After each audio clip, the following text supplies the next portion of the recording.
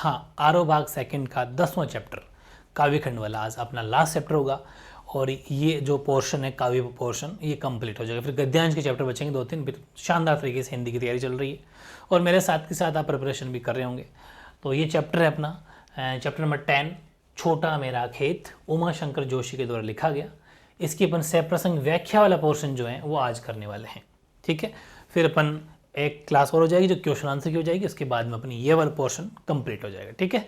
बहुत ज़बरदस्त। देखते हैं पहली, ज़्यादा व्याख्या ही नहीं है इसमें। पहली जो है रचना वो छोटा मेरा खेत है।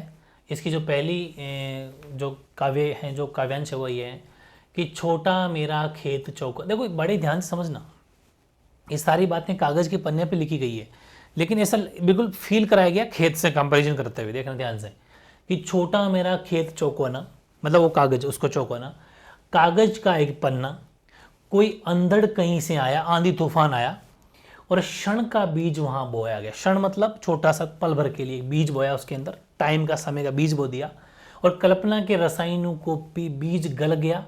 अब जैसे क्या होता है भाई, खेती अपन करते हैं तो पहले अपन बुआई करते हैं, मतलब खेत का उसमें मतलब ज़मीन के अंदर खेत को डाल देते हैं, ठीक है। फिर वो वहाँ ज़मीन में वो उसकी ह्यूमिडिटी से, उमस से वो गल के फिर अंकुरित होता है वो, फिर उसमें जो है जो छोटा जो पौधे वो बनते हैं, ठीक है। वैसे ही ये बीज वो गल गया और निषेध बल गया, कुछ नहीं बचा और उसमें, और वो गल गया और शब्द के अंकुर फूटे, फिर उसके अंकुर फूटे, अंकुरित हुआ, ठीक है। पल्लव पुष्पों से नामित हुआ विशेष, फिर उसमें छोटे छोटे फूल आए, वो सब। ये पूरी स्टोरी बिल्कुल बड़े ध्यान से सजीव चित्रण खेत के साथ कंपेरिजन किया गया है। यही बात है काव्यखंड की। जो ये काव्यांश होते हैं ये बड़े शानदार तरीके से कंपेरिजन होता है इनका, बहुत शानदार। तो प्रस्तुत काव्यांश हमारी पाठ्यपुस्तक आरो भाग सेकंड में संकलित कवि उमा शंकर जोशी की कविता छोटा मेरा खेत से लिया गया है, ठीक है। ये अपना संदर्भ यहाँ तक हो जाएगा। प्रसंग आप नीचे डाल सकते हो कि मूलतः यह कविता गुजराती भाषा में है, जिसकी हिंदी रूपांतरण रघुवीर चौधरी ने किया है, ठीक है। इस अंश में कवि ने अपनी तुलना एक किसान से की है, पूरी की पूरी तुलना एक किसान से, किस हिसाब से किसान खेती करते हैं। सबसे पहले ज़मीन ठीक करते हैं, उसमें फिर वो बीज बोते हैं, फिर वो अंदर गलता है, फिर वो अंकुरित होता है, फिर उसके फूल लगते हैं वगैरह, या फिर पुष्पित होता है, या फिर कोई धान है तो धान की फली निकलती है, जो कि अपने खेत में बीज बोकर जल और खाद देकर फसलें उगाता है। उससे एज इट इज कंपेरिजन किया अपनी रचना का, ठीक है, तुलना की है। व्याख्या देखते हैं, फिर समझ आ जाएगा आपको कि कवि को आभास होता है कि वह जिस कागज पर लिख रहा है वह उसका छोटा चौकोर खेत है। बाहों की आंधी आने पर, मतलब देखो होता क्या कि कोई भी राइटर हो, आप भी कोई चीज़ अगर लिखते हो तो आपके माइंड में कुछ आइडियाज आते हैं, तभी तो लिख पाते हो। आपके जितना भी कोई भी राइटिंग पोर्शन होता है, कोई भी लिखा जाता है, वो अपने मन के भाव होते हैं, ठीक है। तो आंधी आने का मतलब है भावों का आना, कुछ आपके मन में भाव जागृत हुए, उसको आपने लिख दिया, ठीक है। तो भावों की आंधी आने पर किसी क्षण विचारों के बीज उसमें बो दिए गए थे, ठीक है।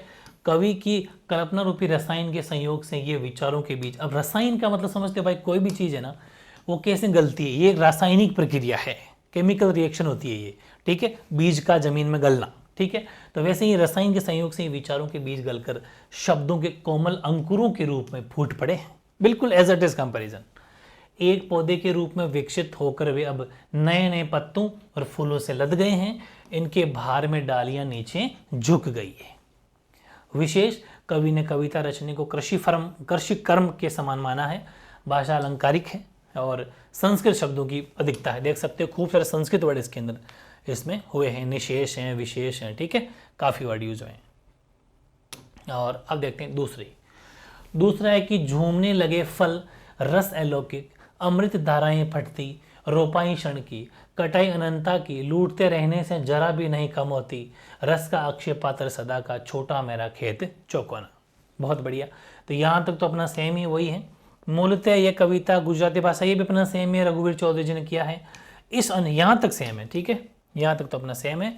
और इसके बाद में ये लिखेंगे, इस अंश में कवि ने अपनी तुलना किसान से की है, जो कि अपने बिल्कुल ये भी सेम है, क्योंकि ये बातें भी वही है, एज इट इज देख सकते हो, पूरी की पूरी वही है कि किस हिसाब से कोई अपन सबसे पहले बीज को बोते हैं, फिर वो अंकुरित होता है, फूटता है, फली लगती है, धान, वो सब सेम टू सेम वही है, ठीक है।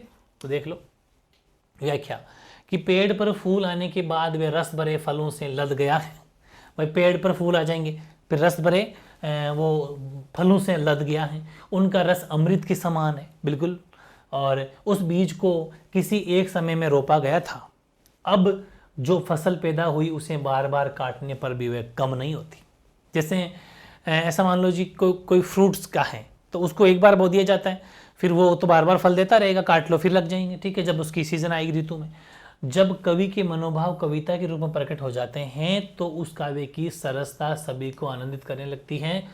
कविता से मिलने वाले इस रस का स्रोत कभी सूखता नहीं है। अब जैसे कोई कविता लिखी गई है, इसका एज इट इज उस फल लगने वाले पौधे से क्यों किया कि फल का पौधा एक बार लगा दो, सालों सालों तक वो फल देता रहेगा, वैसे ही फ्रूट्स देता रहेगा। वैसे ही ये जो है कविता जो लिखी जाती है, अब ये तो ऐसा तो नहीं कविता ये तो बस पुरानी होगी तो उसमें रस नहीं रहा। रस हमेशा कविता में जो आनंद का भाव हमेशा रहता है, जो अच्छी कविता होती है अच्छी रहती है, ठीक है, वो कभी उसका स्रोत कभी सूखता नहीं है। रस की धारा अनवरत बहती है, अनवरत बहती मतलब अनंत, वो कभी बंद नहीं होती। काव्य के इस रस को जितना ही बांटा जाता है ये उतना ही बढ़ता तथा लोगों को आनंदित करता रहता है, ठीक है।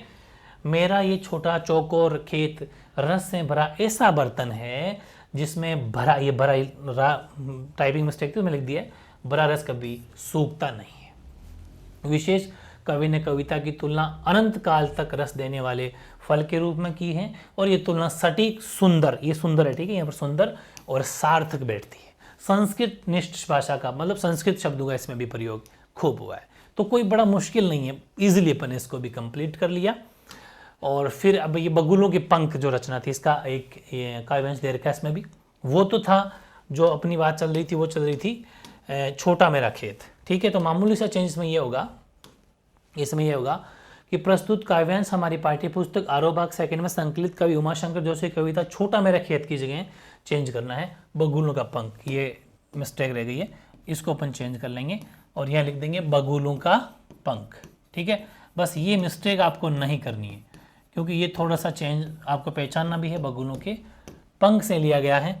मूलतः यह कविता बाकी सेम ही है, मूलतः कविता गुजराती भाषा में जखिंद्र रूपांतर गुरु चौधरी ने किया है। इस अंश में कवि कमजोर काले बादलों की छाई घटा में शाम समय उड़ते बगुलों की पंक्तियों की छटा का वर्णन कर रहा है। पढ़ लेते हैं एक बार, पता चल जाएगा। बाकी यहाँ तक तो देखो सेम ही रहता था कि रघुवीर चौधरी जी ने इनका, क्योंकि ये पहले गुजराती भाषा में लिखी गई थी लेकिन इसको ट्रांसलेशन कर दिया गया हिंदी में, तो रघुवीर चौधरी ने इनका हिंदी रूपांतरण किया है। यहाँ तक तो अपना सेम ही है, लेकिन अब इसका जो है व्याख्या पोर्शन देख लेते हैं कि नभ में पाती बंदे बगुलों के पंख, चुराए लिए जाती वे मेरी आंखें, कजरारे बादलों की छाई नभ छाया, तैरती सांझ की सतेज श्वेत काया, होले होले जाती मुझे बांध निज माया से, उसे कोई तनिक रोक रखो, वे तो चुराए लिए जाती मेरी आंखें, नभ में पाती बाती बगुले की पांखें, ठीक है, बहुत इजी है, देख लेते हैं। कवि कहता है कि आकाश में बगुले पंक्ति बनाकर उड़ रहे हैं। देखो नभ में पाती बंदे क्या मतलब पंक्ति में उड़ रहे हैं, देखना आप कभी बगुले को देखना। और पहले दादी वगैरह के ज़माने में ऐसा कहते भी थे, ये गाँव की रचनाएं हैं। कभी कभी आप गाँव में जाओ, वहाँ बहुत मज़ा आता, आनंद आता है। ननिहाल वगैरह जाओ, जहाँ पर भी गाँव आपको मिले वहाँ कभी जाना, तो वहाँ के छोटे बच्चों की ये कभी देखना हुनर है कि बगुले एक साथ झुंड में ऐसे आकाश में जाते हैं। वाइट कलर के बगुले होते हैं, तो बिल्कुल सफ़ेद होते हैं, तो हर किसी को कहते हैं बगुला चावल दे। आपने कभी छोटे बच्चे सुना होगा, वैसे नाखून करते हैं कि बगुला चावल दे। एक पता नहीं ये उनकी एक मतलब स्टाइल है। और फिर वो उनसे पूछते हैं कि चावल दिए क्या, तो वो कहते हैं कि नाखून के बीच में जो वाइट पोर्शन हो जाता है ना, कभी कभी ऐसा लगता है, तो कहते हैं हाँ ये बगुले की चावल है, बगुले ने मुझे चावल दिए। तो ऐसी गेम भी खेलते हैं उस बगुलों को देख के, और हमेशा बगुले झुंड में पंक्तियों में उड़ते हैं, कभी देखना। ये गाँव का नेचर है। शहर में कहाँ तो न तो तारे दिखाई देते हैं, ना कभी बगुले दिखाई देते हैं। यहाँ तो बस जरूर धुंध का कोहरा बना रहता है, पक्षी भी यहाँ नहीं आते, उन्हें पता ही है क्या मिलेगा, ठीक है। तो ये सब चीज़ें कवि कहता है कि आकाश में बगुले पंक्ति बनाकर उड़ रहे हैं, कवि की आंखें उनको देख रहे हैं, उनकी ओर खींची चली आ रही है। देख सकते हो बगुलों के पंख चुराए लिए जाती हुई मेरी आंखें जबरदस्ती खींची चली जा रही है उनकी तरफ। जब बगुले उड़ रहे हैं उनको देखने के लिए, ठीक है, खींची चली जा रही है।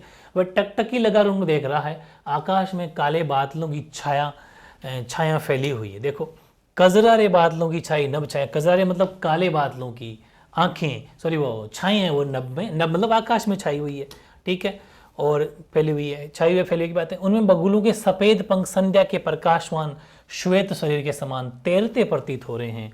देख सकते हो, तैरती सांझ की सतेज श्वेत काया। मतलब उनका सफेद वो जो पंख है शरीर, होले होले जाती मुझे बांध नहीं जमाया माया रे। ये दृश्य कवि को अपने आकर्षण जाल में धीरे धीरे, होले होले का मतलब धीरे धीरे बांध रहा है। कवि चाहता है कि कोई उस श्वेत व वक पंक्ति को रोक कर रखे, मतलब ये चाहते हैं कि यार बगुले मुझे दिखाई दे, बगुले तो चले जाएंगे आगे, लेकिन वो चाहता है कि नहीं यार रोक के रख लेना यहीं पर, मुझे इसको देखना है, ये यहीं पर रुक जाए। ठीक है, देख सकते हो कि होले होले ये हो गया। हाँ, उसने कोई तनिक रोक रखी हो, मतलब थोड़ी सी रोक लो यार इसको, मुझे बहुत आनंद आ रहा है, मैं देखना चाहता हूँ इसको। वह तो चुराए लिए जाती मेरी आंखें, नम में पोती बंदी बगुलों की पांखें। बाकी वही सेम रिपीट है कि जिससे मैं इस सुंदर दृश्य को देर तक देख सके, आकाश में तैरती बगुलों की पंक्ति कवि की दृष्टि को चुराए लिए जाए। दृष्टि का मतलब उनकी आंखों को, नजरों को चुराए ले रही, मतलब वहां पर एक जगह टकटके लगा के देख रहा है, वो हटने का मन ही नहीं कर रहा। विशेष आकाश में पंक्तिबद्ध उड़ते बगुलों, कजरारे बादलों के वर्णन में कवि ने सजीव शब्द चित्रण प्रस्तुत किया है। संस्कृत भाषा मुहावरे अलंकारों का प्रयोग हुआ है। बहुत ही जबरदस्त तरीके से चैप्टर था, छोटा सा चैप्टर है और अपना लास्ट चैप्टर था इसका काव्यखंड का 10वां चैप्टर, जिसकी व्याख्या पोर्शन कंप्लीट बड़ी शानदार तरीके से अपन ने कर ली, प्रसंग व्याख्या विशेष के सहित कर ली। और अब अपने इस चैप्टर के क्वेश्चन आंसर करेंगे। ठीक है, क्वेश्चन आंसर की क्लास भी जल्दी हाथों हाथ आज ही देखनी है, ताकि पूरा चैप्टर ओवरऑल दिमाग में फिट हो जाए। ठीक है, उसके बाद में ये जो अपनी बुक है, बुक का एक काव्य वाला पोर्शन कंप्लीट हो जाए। ठीक है।